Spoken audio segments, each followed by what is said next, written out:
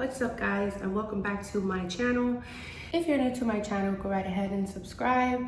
Every Tuesday I release a true crime story that I've just been obsessing over. And if you like fashion, on Sundays I drop a Shein haul video where I go right ahead and order some outfits from Shein and I model it for you guys, and then I leave the links in the description just in case you guys want to maybe gift it to your wife, or maybe you want to buy it for yourself. Christmas is coming, so, well, I know Christmas is still 2 months away, but still, just in case. They say that production is actually very low, so if you're gonna order something, you gotta order it quick. If not, it's not gonna make it here by Christmas. So yeah, if you are already a fan of mine and have subscribed to my channel, then you've already seen the first episode of Murder Mystery, which was about Robert Durst, the crazy old Robert Durst. Today, I will be discussing another true crime story that's been sitting heavy with me, and I think it's a very sad one at that. Well, all of these stories are very sad. This one, it involves children, so yeah. So let's get right into this. It's gonna be a long one. It's gonna be a short one. I'm not sure yet. Michael Kruger, also known by the name of Peter Woodcock, was born to a 17-year-old factory worker who gave him up after a month of breastfeeding him. Adopted agency records show that newborn Peter showed feeding problems and cried consistently. As an infant, he stayed in various foster homes, but could never bond with any of his foster parents. After his first birthday, he became terrified of anybody who approached him, and his speech was incoherent, described as a strange whining animal noise. Peter was also physically abused by one of his foster care parents. They're not quite sure who it was because at that time, they used to rotate the children in and out of foster homes to not allow foster parents to get too attached to the children. By the age of 2, Peter had to get treatment for a head injury that he had received during one of his days with a foster care family. By the age of 3, Peter was finally adopted by a middle-class family, father and mother, Frank and Susan Maynard, who also had a son who was around Peter's age. People in the town would describe Susan as a forceful woman, but a kind one at that, who became strongly attached to maladjusted children. By the age of 5, Peter remained socially maladjusted and became the target of neighborhood bullying. Worried about the child's fragile emotional state, Frank and Susan Maynard would regularly bring him to the hospital of sick children, where Peter received extensive treatment. Peter later was sent to a private school, but again failed to make any friends or interact successfully with his peers and remained isolated. By the age of 11, he was described as an angry boy. Signs of Peter's violent fantasies were present at this time, also seen with a social worker. While he was taking a walk in the Canadian National exhibit, Peter had murmured, "I wish a bomb would fall on the exhibit and kill all the children." Peter was sent to school for emotionally disturbed children in Kingston, Ontario, and began acting his strange sexual urges with other children, with Peter stating that here he had consensual intercourse with a 12-year-old girl when he was 13. When he turned 15, they discharged him from the school and returned him back to his foster parents, where he was soon enrolled into a private school. He didn't last too long in the private school due to the fact that he could not enter, you could say, society and be a regular person. He failed to make connections with his peers and he just isolated himself even more. At the age of 16, he had left private school and re-entered public school, where children in the neighborhood instantly recognized him and began bullying him all over again. He then was transferred a few weeks later back to private school. While his peers shunned him, his teachers then remembered him to be someone very intelligent, a bright student who excelled in science, language arts, and history, and who frequently scored 100% on all his test scores. So he was a bright child. just troubled one. You know, I was never put in foster care. I was taken care of by my uncle for some time, but I was never put in foster care, and I could only imagine how difficult that would be for a child to experience that detachment, not be able to have his mother or his father take care of him and just be transferred from house to house. And they say that from 1 to 5, that age range is very crucial, you know, in learning. And he went through a lot at a very young age. So I could just picture how his mind was developing into this horrible, horrible person. Okay, let's get to his early days of when he began his crimes. Which, remember, this is a child murderer. He was a teen when he started murdering. Peter Woodcock's prized possession was a red and white Schwinn bicycle on which he satisfied his continuing compulsion to wander. He rode the bike to the far reaches of the city even during the deep, cold Toronto winters, and evolved a fantasy in which he led a gang of 500 invisible boys on bikes called the Winchester Heights Gang. His foster parents were aware of his fantasy and his compulsion to wander, but they were unaware that he had begun traveling around Toronto on his bike and sexually assaulting children. It gets worse. He gets sick. Like really sick. His first murder is a 7-year-old boy under the name of Wayne Mallett, who come to see Peter wasn't even accused of murdering this boy. It was actually someone else who had been tried and later on had been convicted for it. After hours of interrogation, had been forced to make a confession for something he didn't do. That boy's name was Ronald Moet. It's terrible how that happens. How you get forced to make a confession because you're so young and your mind can't take hours and hours of interrogation like that. People are so fucked up. Anyways, on September 15, 1956, a 17-year-old Peter was riding his bike around the grounds of the exhibit place.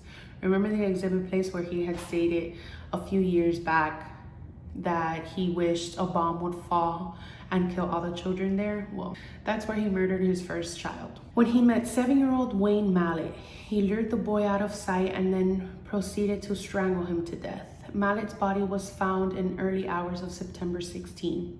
It appeared that his clothing had been removed and he had then been redressed. His face was pushed into the dirt and 2 bite marks were found on the body, one on the boy's calf and the other on his buttocks. There was no evidence of rape, however. Pennies were found scattered near the body and Peter had defecated near the victim as well. That's that. Toronto police initially arrested and interrogated another boy, Ron Muffet. Though relentless questioning, they extracted a confession from the 14-year-old Muffet, despite witnesses who clearly placed him in a movie theater before and after the murder of Wayne Mallett. He was found guilty and sentenced to youth detention. Eventually, police acknowledged that there was a serial predator in Toronto, but Muffet was never released. However, when notes were shared between forces, Peter Woodcock was arrested. After his conviction, Peter was called as a defense witness for Muffet. The wrongful murder charge was stayed in 1957 and Muffet was released from custody. Poor boy. His second murder was also a young boy. His name was Gary Morris. On October 6, 1956, Peter was riding his bike around Cabbagetown where he picked up 9-year-old Gary Morris. He then drove the boy to Cherry Beach where he strangled and beat him to death, with the coroner later determining that Morris had died from a ruptured liver. Morris's body was found with a bite mark on his throat, and this time paper clips seemed to have been ritualistically sprinkled near the corpse. Again, the clothing had been removed and the victim then had been redressed.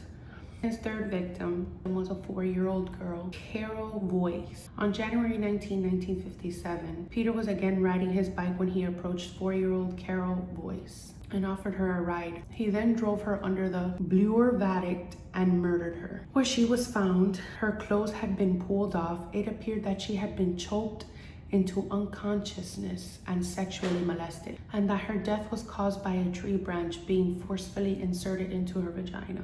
Witnesses saw a teenager cycling away from Carol Boyce's crime scene, and an accurate composition sketch was created based on those witnesses. The sketch ran on the front page of the Toronto Star and would lead to Peter Woodcock's arrest on January 21st, 1957, and his subsequent confession to all 3 murders. He recalls upon his arrest, "My fear was that Mother would find out. Mother was my biggest fear. I didn't know if the police would let her at me." Woodcock was tried only for the murder of Carol Boyce on April 11, 1957. After a 4-day trial, he was found not guilty by reason of insanity and was sent to the Oak Ridge Division of Maximum Security. While in prison, Woodcock was diagnosed as a psychopath. He underwent various forms of psychiatric therapy, including LSD treatment when they were popular in the 1960s. He was also given other personality-breaking drugs. He was subject to diets and personality-breaking therapy in which inmates challenged each other's belief system. Peter did not respond well to any of these treatments and was not the ideal prisoner either. He engaged in coercive sexual acts and exploited his fellow inmates who were often less intelligent or less sane than he was. He convinced inmates that he had contact with an imaginary gang called the Brotherhood on the outside, and that in order to be initiated, inmates had to perform oral sex on him and bring him gifts of cigarettes. Peter was eventually transferred to a less restrictive institution and ultimately arrived at the Brookville Psychiatric Hospital. Here, staff indulged his passion for trains by taking him to the Smiths Falls Railroad Museum and even took him to see the Silence of the Lambs. You gotta be fucking kidding me. Mind you, this was at a different time. This was in the 60s. I guess the system wasn't as, well, the system still isn't that great, but it wasn't as tight-knit as it is now. You'll never see the light of day, if anything. During this time, he legally changed his name to David Michael Kruger and rekindled a relationship with Bruce Hamill, an Ottawa killer who had been released from Oak Ridge and was working as a security guard at the Ottawa courthouse. Kruger convinced Hamill an alien brotherhood will solve his problems if he helped kill another Brooksville inmate, Dennis Kerr. This is his last and final murder. He was already old enough and had been in the institution long enough, and also had been removed from the institution and put in a lesser secure institution and was let out to do things that he wanted to do. And yet again, when you're a crazy ass psychopath, that doesn't matter. Murder of Dennis Kerr. On July 13, 1991, Bruce Hamill went to a hardware store, bought a plumber's wrench, hatchet, knife, and a sleeping bag, then went to Brooksville Hospital and signed out 52-year-old Kruger on his first publicly escorted day pass. Within the first hour of his first unsupervised release in 34 years, Kruger arranged to meet Dennis Kerr in the woods. When Dennis Kerr arrived, Kruger stuck him in the head with the pipe wrench and continued to beat him into unconsciousness. Kruger and Hamill then seized the hatchet and knife they had hidden in the bushes while waiting for Kerr's arrival and hacked and stabbed Kerr, mutilating his body, nearly severing his head and sodomizing the corpse. Kruger then left the scene, walked to the police station about 2 miles away, and turned himself in. For the murder of Dennis Kerr, Kruger was transferred back to Oak Ridge Division, where he had spent the majority of his 34 preceding years in custody. In the years after Kerr's murder, he was the force of a biography and several documentary films, and sometimes tried to explain why he killed, but he never came up with a rational reason. He said in 1993 in an interview, "I'm accused of having no morality, which is a fair assessment because my morality is whatever the system allows." On March 5th, 2010, his 71st birthday, Kruger died of natural causes. This is the story of Peter Woodcock, a sad one at that. This is a short one, even though there's books on him and there's really not that much that they could say about him other than how he was raised and how he was in the foster care system and who raised him pretty much. And to be honest with you, that the people who raised him were really good people. They loved him and took care of him and spent money on putting him in private schools and in treatment schools and try to get him better. They did the best they could with him, but He couldn't be saved. He couldn't be cured. He was born with this issue, you know, with this mental illness. And unfortunately, 4 people had to die along the way. 3 until they finally arrested him, and 1 man who should have never died. They should have never let Michael Kruger out of the mental institution like they did. They were careless, but they did. And Dennis Kerr had to be his 4th victim. All right, guys, this one was a short one, but it was so worth it. I really wanted to talk about Peter Woodcock. Come back next Tuesday for another murder mystery. And yeah, I hope you guys stay safe, and remember to be kind to each other, and watch out for your neighbor or your sister or your brother or your wife. You never know. People can be crazy as fuck. Take care of each other. Until next time.